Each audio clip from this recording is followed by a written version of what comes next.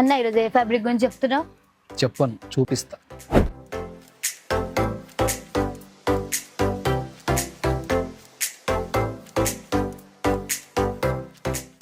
చూసారు కదా ఫ్యాబ్రిక్ ఎంత బాగుందో.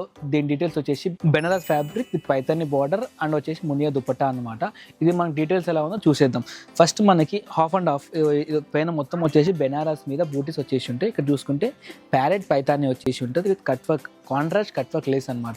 ఇందులో మనకి కలర్స్ కూడా అవైలబుల్ ఉన్నాయి. ఇది మనకి రీసెంట్గా వచ్చే సంక్రాంతికి ట్రెడిషనల్గా అండ్ ఫెస్టివ్ సీజన్కి ట్రెడిషనల్గా చాలా బాగుంటుంది.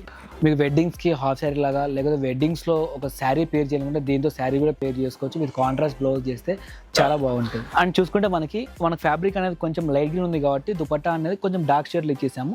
సేమ్ కింద పైతాని బార్డర్ ఉంది కాబట్టి పైన కూడా మనకి Muniya border with cut work, fabric with cut work ఉంటుంది, దుపట్టా విత్ కట్ వర్క్ ఉంటుంది.